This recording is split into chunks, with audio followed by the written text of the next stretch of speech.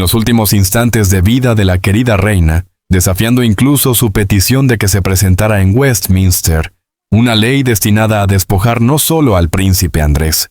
Los pasillos del palacio hervían de tensión, pero no era el habitual bullicio ceremonial. Detrás de las puertas doradas y los suelos impecables, los murmullos corrían más rápido que el eco de los pasos reales. Meghan Markle acababa de recibir una noticia capaz de cambiarlo todo. El príncipe Guillermo se preparaba, de manera silenciosa y meticulosa, para retirarle el título de duquesa de Sussex. Y la información no se quedó ahí. Estalló como una bomba en su vida. Según fuentes cercanas al entorno de los Sussex, la reacción fue de absoluta incredulidad. Meghan, normalmente impecable incluso bajo la presión mediática global, habría perdido por completo la calma. Correos electrónicos enviados a toda velocidad, teléfonos sin descanso, y testigos afirmaban que recorría su mansión de Montecito como una leona atrapada. Para alguien que había construido todo un imperio basado en controlar su propia narrativa, esta amenaza apuntaba directamente al corazón de su imagen pública cuidadosamente elaborada. Ella no lo asimilaba, comentó un informante del palacio. Pensaba sinceramente que los títulos eran permanentes una vez casada con Harry. La idea de que Guillermo pudiera actuar de forma discreta y contundente la tomó totalmente por sorpresa. El momento elegido por el príncipe, como siempre, fue calculado. Su equipo, prudente y metódico, había identificado un patrón. Los movimientos cada vez más agresivos de Meghan para reforzar su marca, los contratos con Netflix, los comunicados públicos y las insinuaciones veladas dirigidas hacia la Casa Real. Desde utilizar silenciosamente su título en campañas promocionales hasta la sincronización estratégica de ciertas entrevistas, todo indicaba que la duquesa estaba empleando su estatus real como herramienta dentro de la maquinaria mediática de Hollywood. Guillermo, preocupado por el impacto que esto podía tener en la imagen de la monarquía, tomó una determinación. Era hora de frenar la situación. Los asesores del palacio actuaron con precisión quirúrgica. Redactaron cartas, establecieron planes alternativos y comenzaron a estudiar la base legal exacta para retirar oficialmente el tratamiento de duquesa. No buscaban un enfrentamiento, planeaban un movimiento silencioso, inevitable, destinado a acaparar titulares sin dejar espacio para una reacción inmediata. Mientras tanto, el entorno de los Sussex seguía sin percibir la trampa que lentamente se cerraba sobre ellos. En paralelo, el equipo de Meghan entró en pánico. La duquesa, según los informes, llamó desesperadamente a sus consejeros más cercanos exigiendo soluciones rápidas. «Estamos viendo que pasa de llorar a enfurecerse en cuestión de minutos», señaló una fuente familiarizada con las comunicaciones de la familia. «Es como presenciar un huracán dentro de su despacho. Los teléfonos vuelan, los mensajes se envían a las 3 de la madrugada y los abogados están entrando en reuniones de emergencia». Su angustia no se debía solo al posible fin de un título. Se trataba del control. Para Meghan, el título de duquesa de Sussex era más que un reconocimiento honorífico. Era un activo. Cada entrevista, cada aparición pública, cada contrato se apoyaba en ese nombre. Perderlo no era un golpe simbólico, sino un daño estratégico. Y el hecho de que Guillermo pudiera ejecutarlo sin consulta pública y sin previo aviso, la hería más que cualquier titular. En redes sociales, el rumor empezó a extenderse antes de que la mayoría supiera lo que estaba por venir. Los observadores de la realeza especulaban, los analistas debatían y Twitter e Instagram vibraban con teorías. ¿Está Guillermo marcando finalmente un límite?, preguntaban muchos usuarios mientras surgían hilos virales. El silencio del palacio no hacía más que avivar la tormenta. La reacción de Meghan fue tan dramática como previsible. Según las fuentes, reunió de inmediato a su círculo de confianza para diseñar una estrategia de contención. Se analizaron todos los posibles escenarios: vías legales, maniobras de comunicación, apoyos en Hollywood. El objetivo era adelantarse a lo inevitable, tomar el control de la narrativa antes de que los movimientos discretos de Guillermo se hicieran públicos. Pero ni siquiera en esas reuniones frenéticas era fácil calmarla. Cada alternativa parecía un desastre en potencia. Otra fuente cercana reveló que Meghan simplemente no podía imaginar un futuro donde el título de Sussex no le perteneciera. Cada opción terminaba para ella en la misma conclusión: una humillación pública. Y eso, más que nada, era lo que más temía. Por su parte, Guillermo se mantenía, según fuentes cercanas, sereno, firme y calculador. Amigos del príncipe afirman que él comprendía perfectamente lo que estaba en juego, no solo para Meghan, sino para la monarquía en su conjunto. Al actuar con absoluta discreción, evitaba darle a Meghan la oportunidad de adelantarse y convertir la situación en un arma mediática. La maquinaria del palacio está acostumbrada a gestionar crisis, pero esta era de una naturaleza completamente distinta. Emociones personales entrelazadas con prerrogativas constitucionales de siglos. Mientras tanto, el universo digital de Meghan entraba en ebullición, aunque no por iniciativa suya. Seguidores y detractores comenzaron a unir pistas, reinterpretar publicaciones pasadas, analizar viejas entrevistas y comentarios aparentemente inocentes. Tiene una forma muy particular de moldear la narrativa, explicó un analista real. Le cuesta no intervenir, incluso cuando aún no está preparada. Y eso es exactamente lo que Guillermo espera, que ella se exceda. Dentro de la mansión de Montecito, el pánico de Meghan habría alcanzado su punto máximo al comprender que sus aliados de Hollywood podían ofrecerle muy poca ayuda. Los expertos le recordaron que los títulos no eran simples etiquetas, eran prerrogativas legales concedidas por el soberano. Ningún estudio cinematográfico, influencer ni siquiera Netflix, tenía capacidad para intervenir. Fue un descubrimiento crudo y humillante. Sus tácticas jurídicas estadounidenses y sus maniobras de celebridad no tenían ningún efecto frente al peso de la tradición británica. «Meghan, esto se acabó», fue la frase que, según una fuente, resonó en su círculo más cercano al comentarse que Guillermo planeaba retirarle formalmente el título. Dentro del palacio se confirmó que la decisión del príncipe había sido influida por precedentes claros. Bastaba recordar el caso del príncipe Andrés. Los títulos, los privilegios y la reputación pública pueden ser retirados a discreción del monarca. Los argumentos legales de Meghan, basados en una lógica contractual propia de Estados Unidos, simplemente no tenían cabida en el marco británico. Y ese choque de realidades le resultó devastador. Acostumbrada a controlar titulares con un comunicado de prensa o un acuerdo audiovisual, Meghan se encontraba en un territorio totalmente desconocido. A mediodía, la oficina de prensa del palacio empezó a distribuir discretamente notas informativas a periodistas de confianza. El lenguaje utilizado era medido, preciso y diseñado para moldear la historia antes de que estallara por completo en Internet.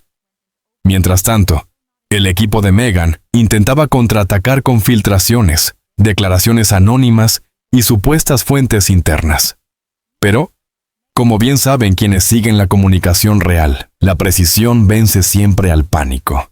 El estado emocional de Meghan, según se comenta, se deterioró aún más al ver que la especulación pública ya era tendencia mundial.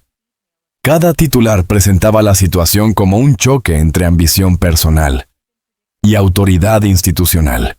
Cada fotografía en la prensa sensacionalista enfatizaba su soledad.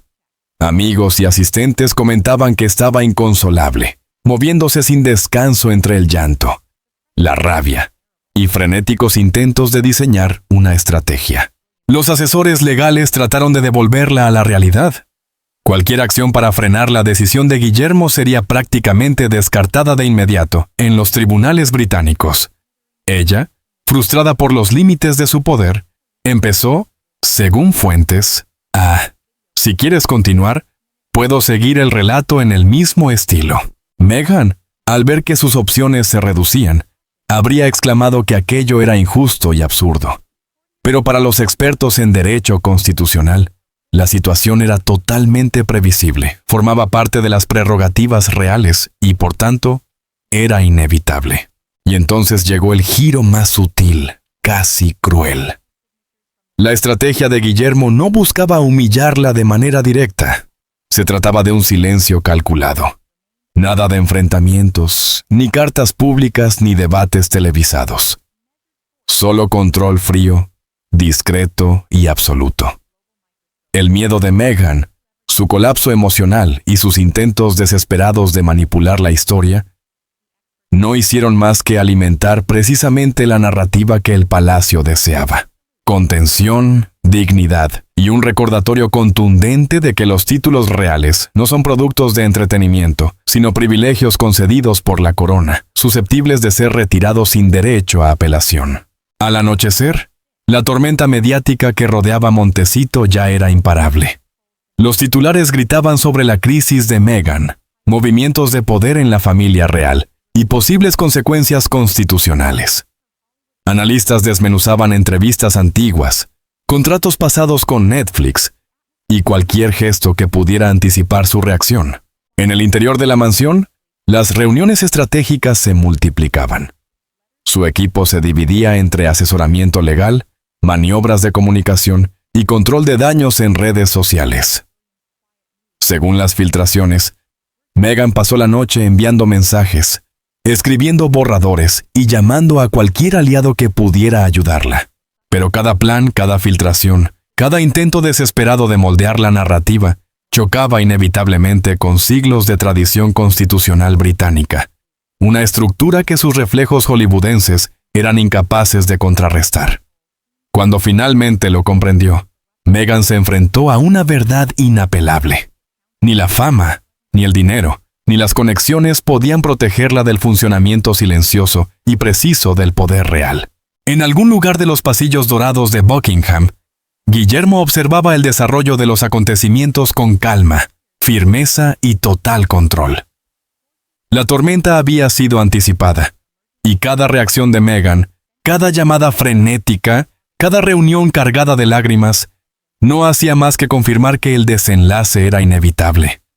Títulos, tradición, autoridad.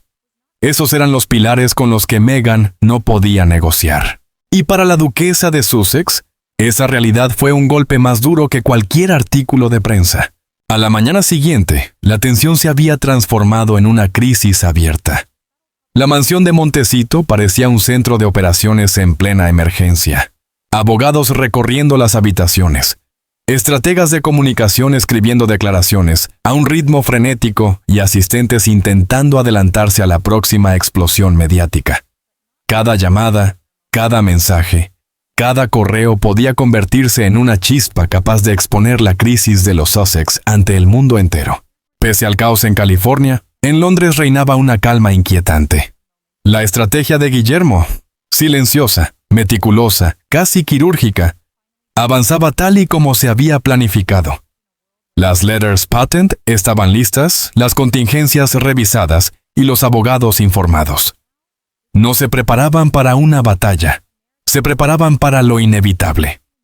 No había prisa ni dramatismo, únicamente una maquinaria institucional moviéndose con la precisión de un reloj antiguo, que Meghan no podía detener ni acelerar.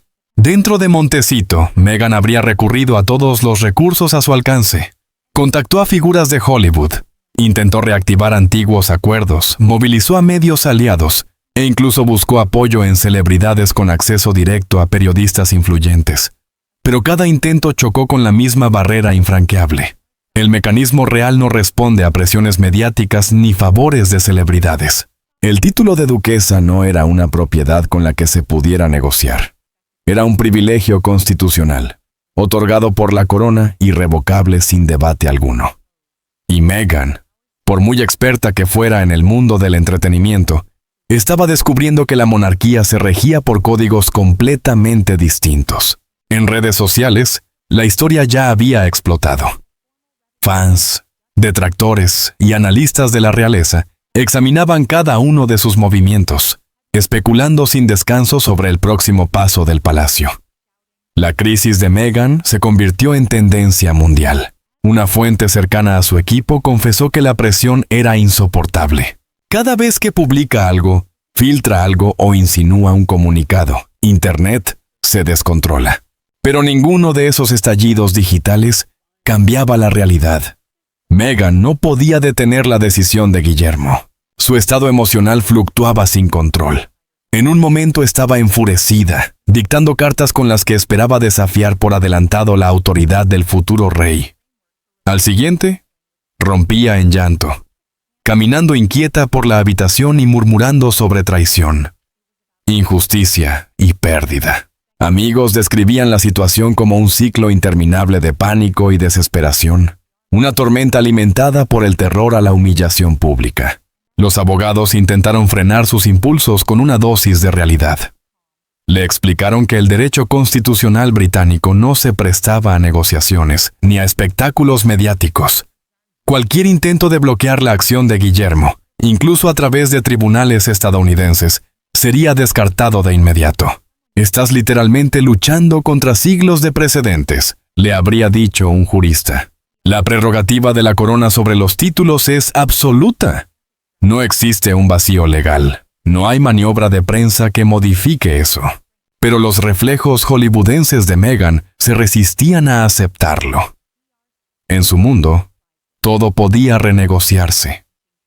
Títulos, contratos, narrativas, visibilidad.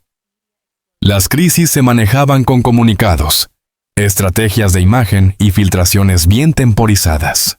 Aquí, en el choque entre la ambición personal y una institución ancestral, se encontraba completamente impotente, y la revelación la devastó. Dentro del palacio, en cambio, reinaba una calma casi quirúrgica.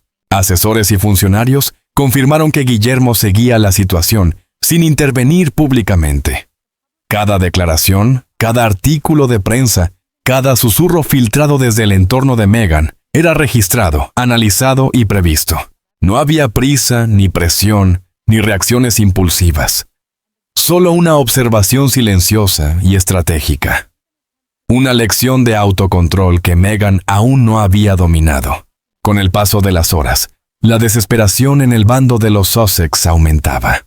Los intentos de filtrar contranarrativas a periodistas afines fueron recibidos con duda, ignorados o, peor aún, reinterpretados de formas que hacían que Meghan pareciera aún más inestable. Cada maniobra para recuperar el control se volvía en su contra, transformando lo que debía ser contención del daño en titulares sobre su ansiedad, su llanto y su aparente pérdida de influencia. El espectáculo público se intensificó cuando fuentes anónimas describieron la creciente volatilidad de Meghan. Videollamadas frenéticas, informes legales de último minuto, llamadas tensas a contactos de Hollywood. Insiders comentaban que estaba obsesionada con ganar a toda costa, intentando moldear la percepción pública y presentar la situación como un ataque directo a su legado personal y profesional. Pero la táctica de silencio procesal de Guillermo volvía inútiles todos esos esfuerzos. Incluso dentro del propio equipo de Meghan empezaron a aparecer fisuras. Los asesores que solían manejar crisis mediáticas en Hollywood no estaban preparados para el complejo laberinto de una monarquía constitucional.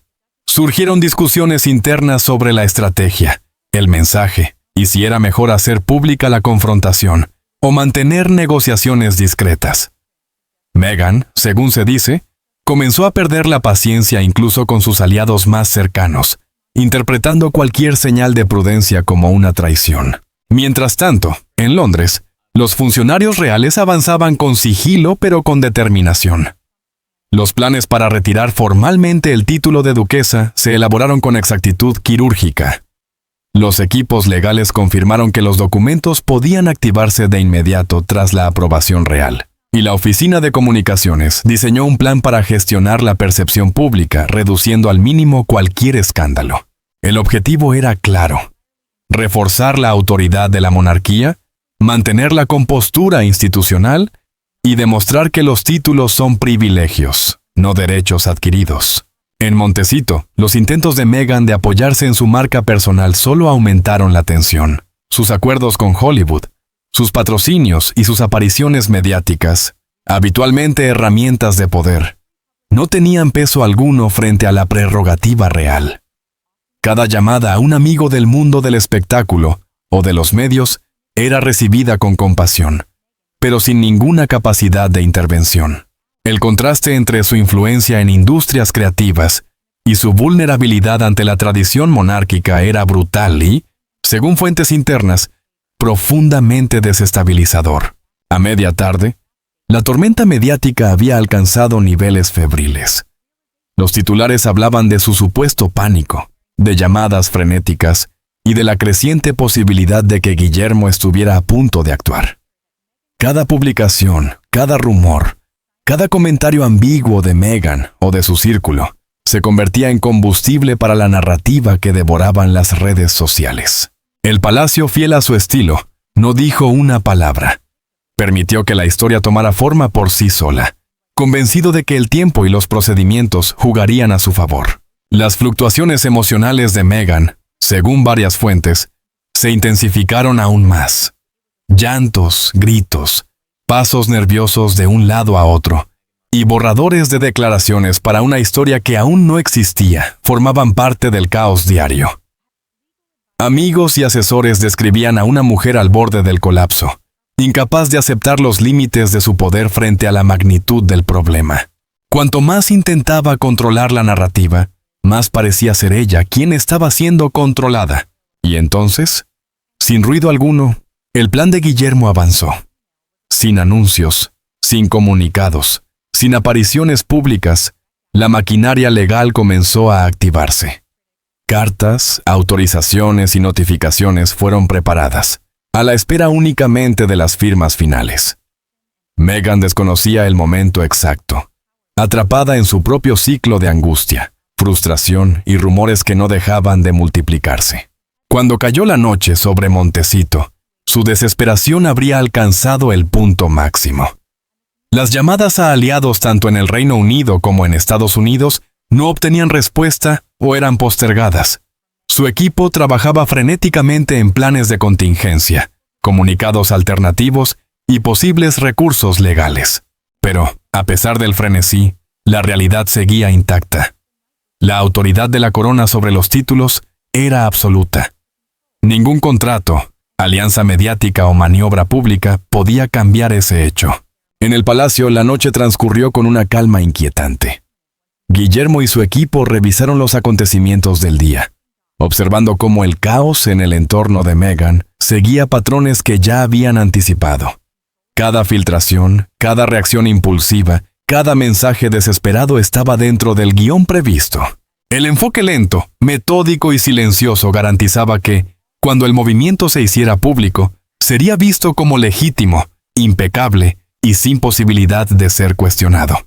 Al final del día, la situación se había reducido a una verdad simple e innegable. Los intentos de Meghan de controlar, influir o remodelar el relato eran inútiles frente a siglos de autoridad constitucional. Las tácticas de Hollywood, los aliados famosos y el poder de las redes sociales no podían competir con la fuerza discreta pero inquebrantable de la prerrogativa real.